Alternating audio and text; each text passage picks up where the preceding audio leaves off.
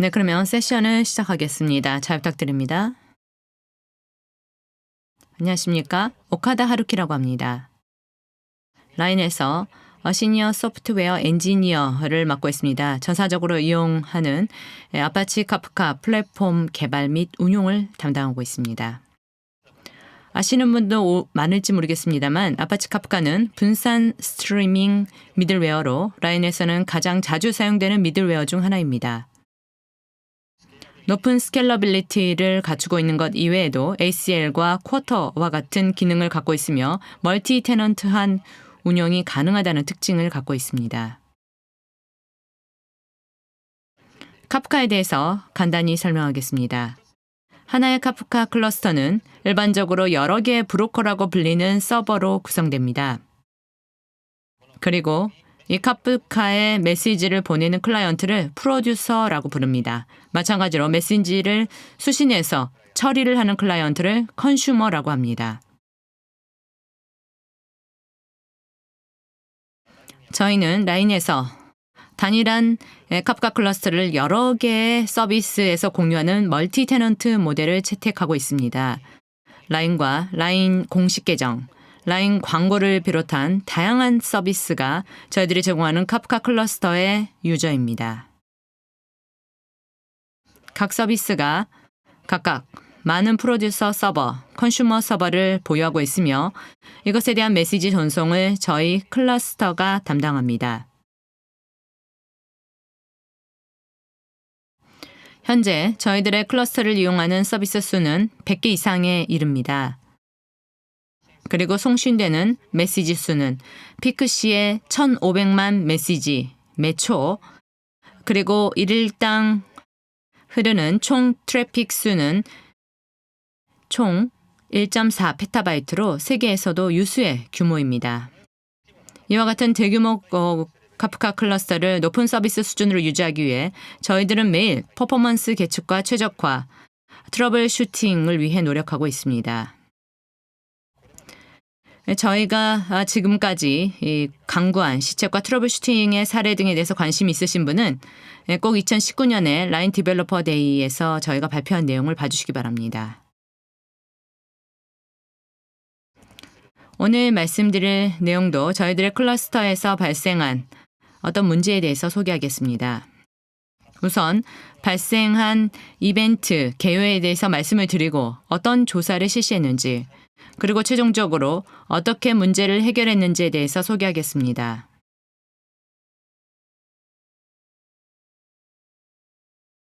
어느 날 일어난 일입니다. 저희가 카프카의 설정 변경을 좀 롤아웃하기 위해서 카프카 브로커를 롤링 리스타트 하고 있었을 때 어떤 서비스 개발자로부터 우리 서비스에서 카프카에 대한 메시지 프로듀스가 실패하기 시작했는데 뭔가 문제가 일어났느냐라는 보고를 받았습니다.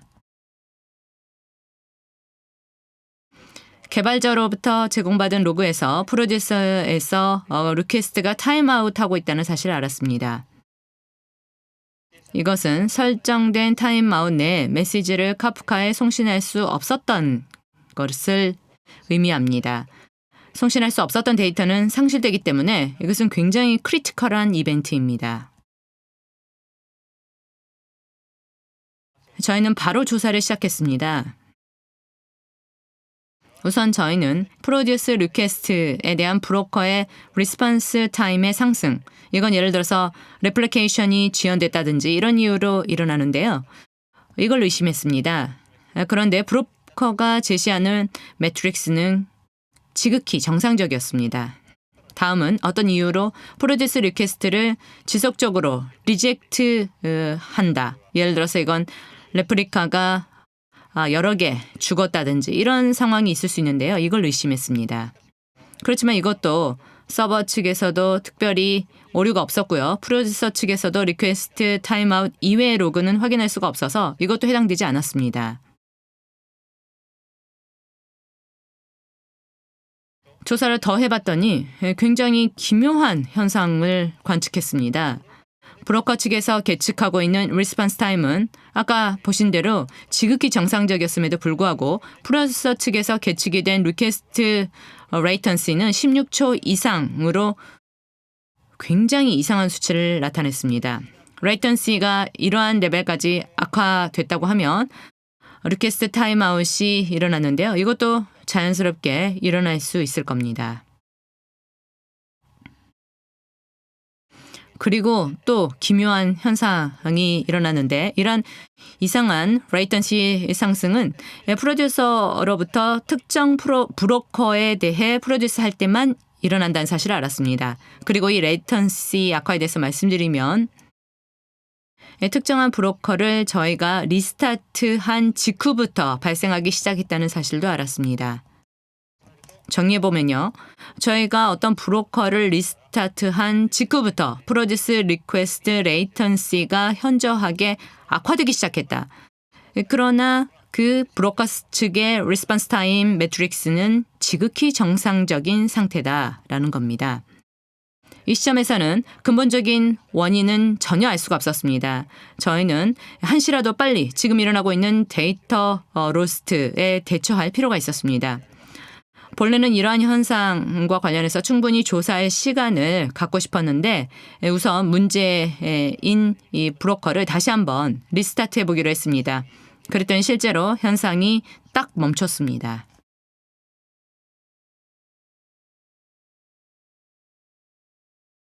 우선 상황은 진정됐지만 재발을 방지하기 위해서 근본적인 원인을 규명해야 했습니다. 우선 프로듀서와 브로커, 쌍방 간의 리스폰스 타임 매트릭이 굉장히 큰 갭을 나타냈습니다. 그런데 이게 왜 일어나는지 이해할 필요가 있었습니다. 카프카의 코드를 확인해 봤더니 리퀘스트 송신 자체에 시간이 걸리면 이런 갭이 일어난다는 가설을 얻을 수가 있었습니다. 이게 뭘 뜻하느냐.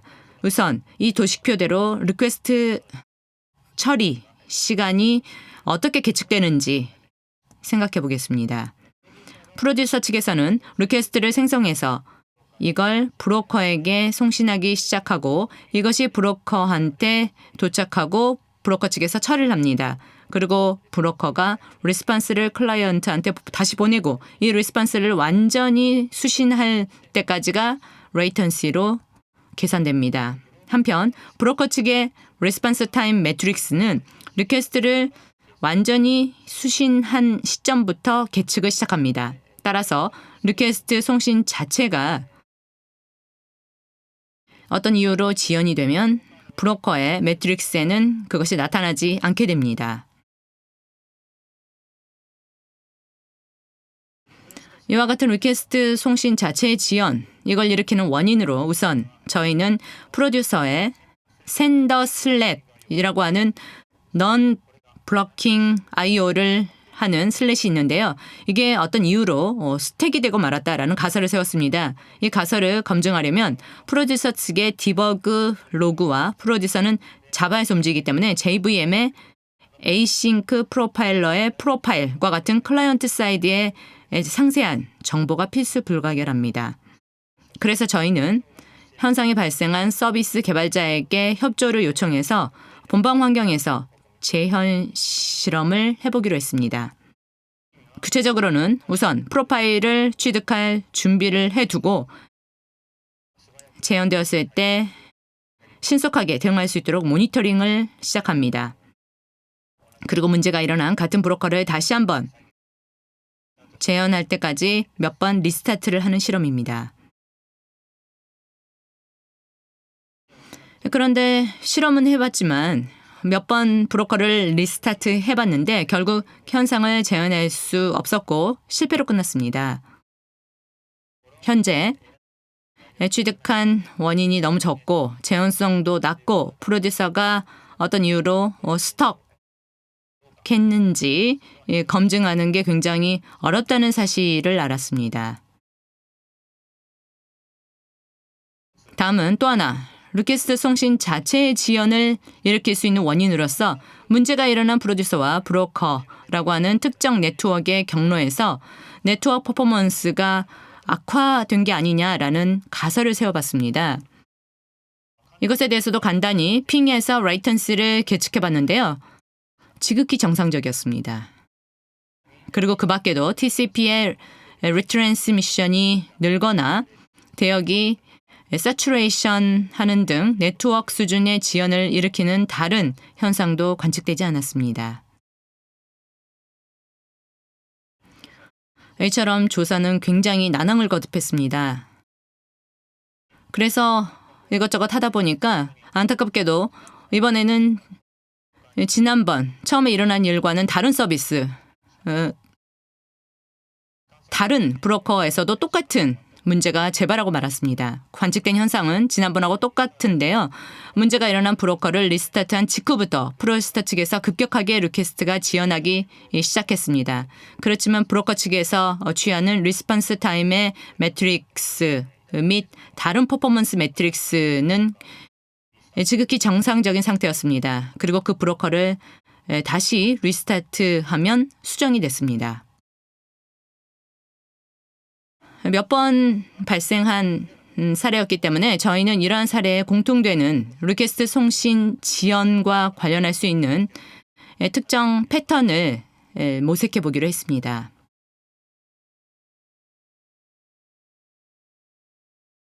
많은 매트릭스를 주의 깊게 하나하나씩 관찰을 해봤더니 브로커를 리스타트 했을 때 노드 익스포터의 싱크 쿠키즈 센트라는 매트릭스가 있는데요. 이게 문제가 발생했을 때만 현저한 스파이크를 나타낸다는 사실을 알았습니다. 이 신 쿠키스 센트 매트릭스의 상승이 뭘 뜻할까요? 여기에 대해서 설명하고 싶은데요. 우선 그러려면 TCP 신 쿠키즈라는 것에 대해서 간단히 소개하고자 합니다. TCP 신 쿠키즈라는 것은 이른바 신 플러드 공격에 대처하기 위한 메커니즘입니다. 우선 TCP의 3웨이 핸드쉐이크에 대해서 간단히 복습해 보겠습니다. TCP에서는 우선 클라이언트가 커넥션을 열고 싶을 때 서버에 대해서 SYN 패킷을 송신합니다. 서버는 이걸 SYN 큐에 추가를 한 후에 SYN 아크 패킷을 클라이언트에게 보냅니다. 마지막으로 클라이언트가 이걸 받아서 아크를 서버에 다시 보냅니다. 그리고 이걸 받아서 서버는 SYN 큐에 두었던 SYN 엔트리를 꺼내서 커넥션을 확립시켜서 핸드쉐이크를 완료시킵니다. SYN 플러드 공격의 경우에는 우선 악의를 가진 클라이언트가 대량의 SYN 패킷을 서버 쪽으로 보냅니다. 여기서 핸드쉐이크의 마지막 단계로 본래 SYN 아크가 보내져서 거기에 대해서 클라이언트가 아크를 서버 측에 다시 보낼 필요가 있는데요. 이걸 악의를 가진 클라이언트는 보내질 않고 서버의 SYN 아크를 무시합니다. 이렇게 되면 서버는 계속 완료되지 않은 SYN을 SYN 큐에 계속 유지를 하게 되고 언젠가 SYN 큐가 꽉 차게 되는 거죠. 그리고 악의가 없는 일반 클라이언트의 접속도 접수를 못하게 되는 일종의 도수 공격입니다.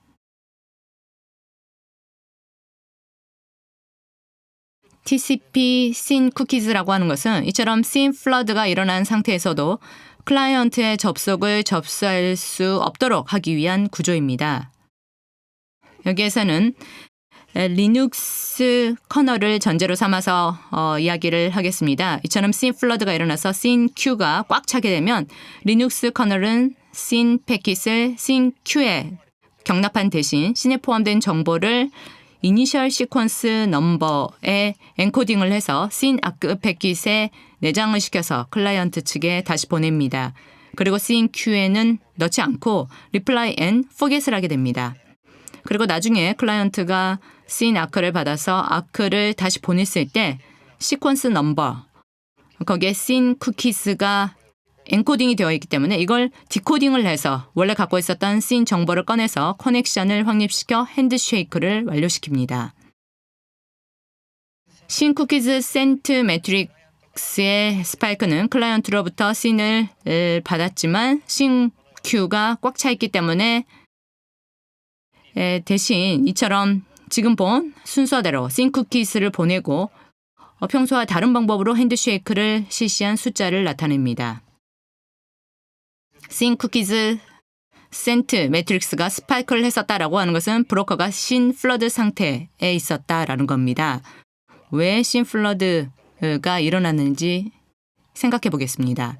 우선 문제가 일어난 브로커를 포함해서 저희들의 클러스터 브로커에는 많은 프로듀서와 컨슈머 같은 클라이언트로부터 접속을 받습니다.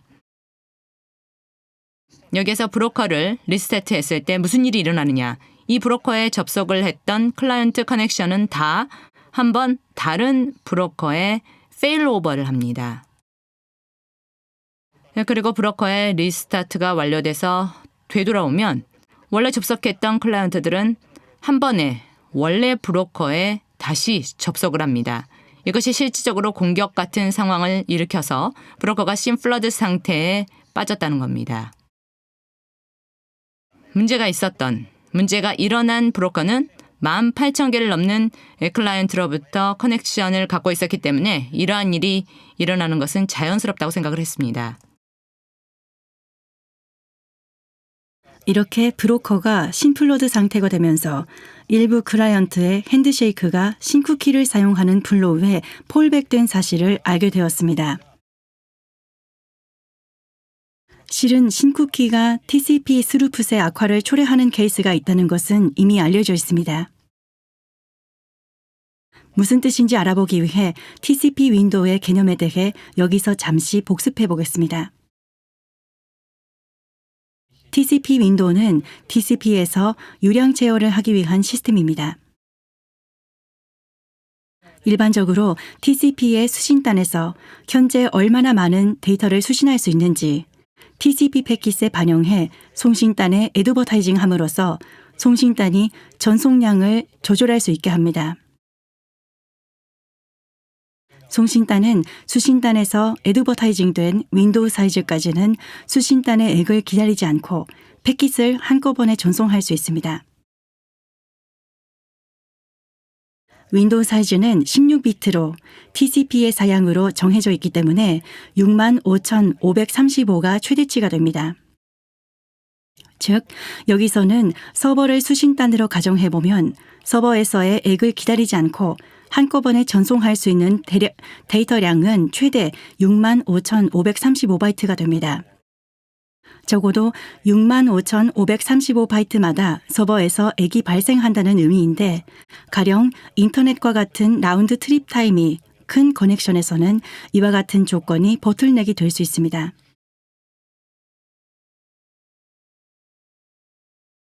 이때 윈도우 사이즈를 65,535 이상으로 확대하고 스루풋을 향상시키기 위해 사용되는 것이 윈도우 스케일링이라는 기능입니다. 윈도우 스케일링은 TCP 핸드쉐이크 시에 신과 신에게 반영된 윈도우 스케일링 벡터라는 수치를 상대방에게 애드버타이징합니다. 그리고 나서 실제 데이터를 송수신할 때의 윈도우 사이즈를 패킷에 포함되는 16비트의 윈도우 사이즈에 대해 미리 준비해둔 윈도우 스케일링 팩터를 곱해서 실제로는 2의 윈도우 스케일링 팩터 승으로 계산합니다. 이렇게 함으로써 윈도우 사이즈를 65,535보다 크게 확대할 수 있게 되고 액을 기다릴 필요 없이 한 번에 전송할 수 있는 데이터량이 늘어나 스루풋의 향상을 기대할 수 있습니다. 한 가지 사례를 들어보겠습니다. 핸드쉐이크를 할 때 서버에서 클라이언트로 미리 윈도우 스케일링 팩터를 1로 애드버타이징 해둔다고 가정해 보겠습니다. 이때 서버가 클라이언트 단에 대해 윈도우 사이즈를 102,400으로 애드버타이징 한다고 가정합니다. 이 값은 65,535를 넘기 때문에 단순히 패킷을 반영해 줄 수는 없습니다. 그러나 윈도우 스케일링 팩터를 1로 미리 정해두었기 때문에 서버 단에서는 애드버타이징 할 윈도우 사이즈를 2의 1승을 2로 나눠서 51,200을 패킷에 반영해 애드버타이징 하게 됩니다. 클라이언트 단에서는 여기에 2의 1승을 곱해서 원래 사이즈인 102,400을 복원합니다. 이와 같은 방식으로 65,535를 넘는 윈도우 사이즈를 애드버타이징 할 수 있게 됩니다. 여기까지 윈도우 사이즈와 윈도우 스케일링에 대해 복습해 보았습니다. 다시 신쿠키에서 스루풋이 떨어지는 이유에 대한 이야기로 돌아가겠습니다. 신쿠키란 신큐의 신패킷을 보관하는 대신 교모하게 신정보를 TCP 시퀀스 넘버로 인코드해서 신에게 심은 임베디드 시스템입니다. 그런데 시퀀스 넘버는 32비트에 불과해 내장할 수 있는 정보가 제한되어 있어 윈도우 스케일링 팩터를 임베디드할 수 있는 곳이 없습니다. 다시 말해 신쿠키에서 핸드쉐이크를 진행할 경우 윈도우 스케일링을 사용할 수 없게 됩니다. 이러한 이유 때문에 윈도우 사이즈가 신쿠키를 경유하지 않으면 더 크게 확대할 수 있거나 윈도우 스케일링을 사용하면 더 키울 수 있었던 값보다 작아져 액을 기다리지 않고 한 번에 전송할 수 있는 데이터량이 감소하고 스루풋이 악화되는 것입니다. 그렇다면 이것이 프로듀스 리퀘스트 지연을 일으킨 원인인 것일까요? 결론을 내리기에는 아직 이릅니다. 신쿠키에서의 TCP 스루풋의 악화는 윈도우 스케일링 팩터를 내장할 수 있는 공간이 없기 때문에 윈도우 스케일링을 사용하지 못하게 되면서 발생했습니다. 그런데 실은 리눅스 커널은 TCP 타임스탬프가 유효할 경우 타임스탬프 필드를 여분으로 사용해 윈도우 스케일링 팩터를 내장하는 기능이 있습니다. 또한 우리의 환경에서 TCP 타임스탬프는 디폴트로 유효화되어 있습니다. 따라서 앞에서 본 것처럼 스루풋의 악화를 일으킨 원인으로 생각하기에는 무리가 있습니다. 게다가 아무리 윈도우 스케일링 팩터가 무효화되어 있다고 하더라도 이번처럼 급격한 리퀘스트의 지연을 초래하는지도 의문스러웠습니다. 그 이유는 윈도우 스케일링이라는 것은 윈도우 사이즈를 65,535보다 확대하기 위한 메커니즘이기 때문입니다. 특히 인터넷과 같은 라운드 트립 타임이 큰 네트워크에서는 유효하지만 우리의 경우처럼 매우 작은 레이턴시에서 접속된 환경에서는 만약에 윈도우 스케일링 기능을 사용하지 못하고 65,535가 최대 윈도우 사이즈가 된다고 하더라도 스루풋은 충분히 확보할 수 있을 것입니다. 이에 우리는 신쿠키에서 윈도우 스케일링이 무효화되면 실제로 얼마나 큰 영향이 발생하는지 실험해 보기로 했습니다. 이 실험에서는 netip v4 TCP 신쿠키라는 리눅스의 커널 파라미터를 2로 설정함으로써 신플러드가 일어나고 있는지 여부를 떠나서 모든 커넥션을 신쿠키를 활용해서 확립하도록 강제한 다음 브로커를 재기동해서 재현을 시도해 보았습니다.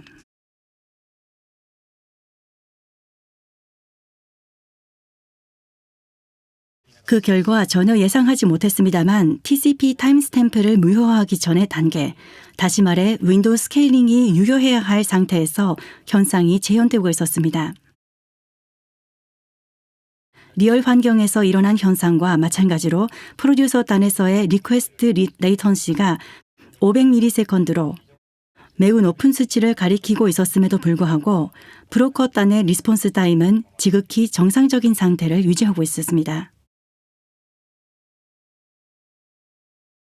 이때 TCP 덤프를 확인한 결과 놀랍게도 프로듀서가 패킷을 한 번 전송할 때마다 브로커의 액을 기다리고 있었던 것으로 나타났습니다.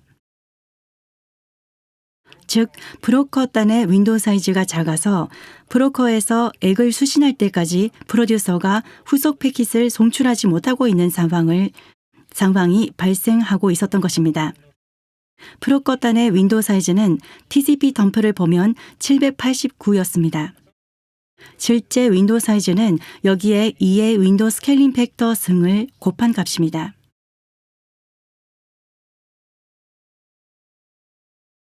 마찬가지로 TCP 덤프에서 신액 패킷을 확인해 보았더니 브로커가 프로듀서에 애드버타이징한 윈도우 스케일링 팩터는 1로 되어 있었습니다. 다시 말해 실제 윈도우 사이즈는 789 곱하기 2, 즉 1578로 매우 작은 값으로 나타났습니다. 그래서 우리는 다음 스텝에서 왜 윈도우 사이즈가 이렇게 작은 값이 되었는지 알아보기로 했습니다. 여기서 우리가 사용한 SS란 소켓의 상태를 확인하기 위한 툴입니다.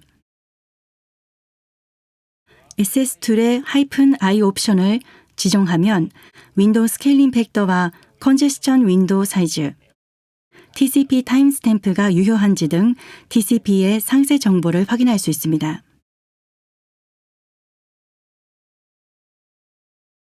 SS2를 이슈가 발생한 브로커에서 실행해 소켓의 상태를 조사해 본 결과 또다시 기묘한 현상이 나타났습니다. SS2의 출력을 보면 브로커 단의 윈도우 스케일링 팩터가 7로 출력되고 있었던 것입니다. 앞서 TCP 덤프에서 보았듯이 신액에서 윈도우 스케일링 팩터는 1이어야 한다고 프로듀서 단에 애드버타이징한 상태였습니다. 또한 윈도우 스케일링 팩터를 사용해 윈도우 사이즈를 계산하는 사례에서 보았듯이 클라이언트와 서버, 여기서는 프로듀서와 브로커가 됩니다만 양측이 보유하고 있는 윈도우 스케일링 팩터가 일치하지 않으면 브로커가 애드버타이징한 윈도우 사이즈를 통해 원래 윈도우 사이즈를 정확하게 복원할 수 없기 때문에 당연히 일치되어야 합니다.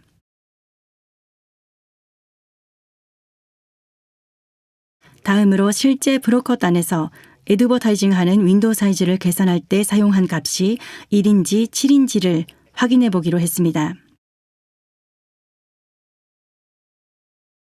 리눅스 커널의 소스 코드를 확인해 보면 윈도우 사이즈의 계산은 TCP select window라는 커널 함수로 진행되고 있었습니다. 이 함수의 인수인 싹 구조체에 윈도우 스케일링 팩터가 포함되어 있기 때문에 이것을 훅해서 덤프하는 방법을 생각해 보았습니다. 어떻게 하면 커널 함수를 훅할 수 있을까요? BPF라는 리눅스 시스템을 사용하면 매우 쉽게 실현할 수 있습니다. BPF를 사용하면 유저가 작성한 프로그램을 커널 내부에서 실행할 수 있습니다.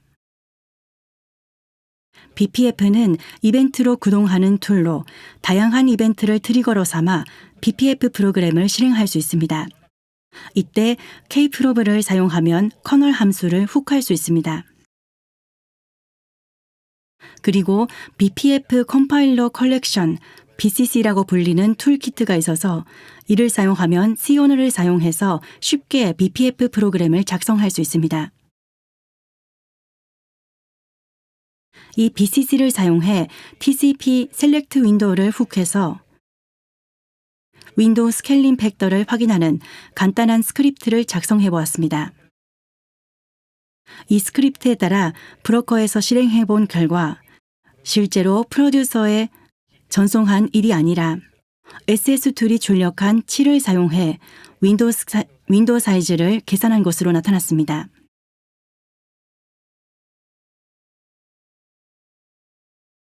왜 이렇게 브로커에서 프로듀서로 신액으로 애드버타이징한 윈도우 스케일링 팩터와 브로커가 실제로 커넥션을 확립한 후에 사용하는 윈도우 스케일링 팩터 간의 차이가 발생한 것일까요? 다시 한번 커널의 소스 코드를 확인해 본 결과 윈도우 스케일링 팩터를 결정하기 위한 로직이 클라이언트에 전송하는 신액 패킷을 생성하는 부분과 신쿠키를 전송한 후 클라이언트가 돌려보낸 액에 포함되는 신쿠키를 디코드해서 실제로 커넥션을 확립하는 부분에 차이가 있었습니다.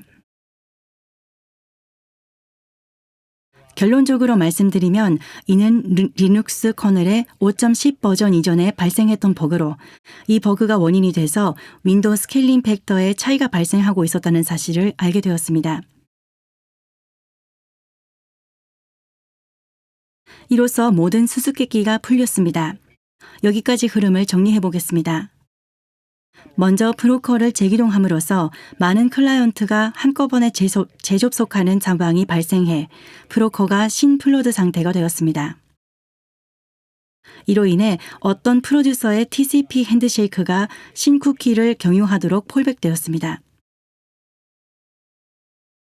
그리고 리눅스 커널 5.10 버전 이전에 발생했던 버그로 인해 브로커가 프로듀서에 대해 신액으로 어드버타이징한 윈도우 스케일링 벡터와 브로커가 최종적으로 커넥션을 확립한 후에 사용하는 윈도우 스케일링 벡터의 차이가 발생했습니다. 그리고 이 차이로 인해 프로듀서 단에서는 브로커가 어드버타이징한 윈도우 사이즈를 정확하게 복원하지 못하고 매우 작은 값이 되었습니다. 즉, 우선 브로커 단에서 프로듀서에 대해 윈도우 사이즈를 어드버타이징할 때 브로커는 윈도우 스케일링 팩터를 7로 인지하고 있기 때문에 프로듀서 단에서 2의 7승 처리를 해줄 것이라고 생각하고 2의 7승으로 나눠서 윈도우 사이즈를 전달합니다. 한편 프로듀서 단에서는 윈도우 스케일링 팩터를 1로 인지하고 있기 때문에 2의 1승을 곱해서 윈도우 사이즈를 복원하려 합니다. 이에 따라 프로듀서 단에서 계산한 윈도우 사이즈가 원래 값의 64분의 1이라는 매우 작은 값이 되었습니다. 그리고 이 너무나도 작은 윈도우 사이즈로 인해 프로듀서는 1패킷을 전송할 때마다 브로커의 액을 기다려야 했습니다. 그 결과 프로듀스 리퀘스트를 전송하는데 상당히 많은 시간이 걸리게 되면서 프로듀스 리퀘스트의 타임아웃을 초래한 것이 이번의 이슈의 전모였습니다. 근본적인 원인이 밝혀졌기 때문에 나머지는 어떻게 하면 해결할 수 있을지 방법을 생각하는 일만 남았습니다.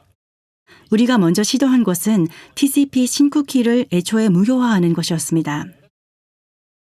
우리 브로커에서는 물론 실제로 공격을 당한 것이 아니라 브로커의 재기동에 따른 대량의 클라이언트의 재접속이 실질적으로 공격처럼 작용해서 신플러드 상태를 초래했을 뿐 모든 커넥션은 당연히 정상적인 클라이언트에서 전송되는 것입니다.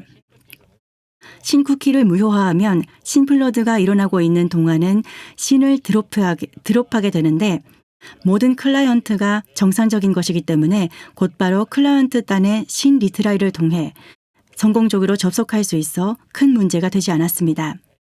그렇지만 신드롭 및 클라이언트 단의 신 리트라이를 진행하면 어느 정도의 지연이 발생하는 우려가 있습니다. 따라서 신쿠키의 무효화와 더불어 카프카 소켓의 리슨 백로그 사이즈를 늘려 애초에 신플러드 상태가 일어나지 않도록 하는 것이 보다 바람직한 대책이라고 할 수 있습니다. 다만 안타깝게도 현 시점에서는 카프카의 리슨 백로그 사이즈가 50으로 하드코딩되어 있어 더 이상 늘릴 수 없습니다. 이 부분에 대해서는 현재 KEEP764라는 프로포저를 제안해 유관 부서와 논의하고 있습니다. 정리하겠습니다. 우리의 클러스터와 같은 많은 클라이언트가 접속하는 대규모 카프카 플랫폼에서는 신플러드가 일어날 수 있다는 것을 배웠습니다. 그리고 리눅스 커널 5.10 이전의 버전에서는 신쿠키에 관련된 버그로 인해 프로듀서와 브로커의 윈도우 스케일링 팩터의 차이가 생겨 TCP 스루풋이 현저하게 악화되는 경우가 있다는 점도 알게 되었습니다.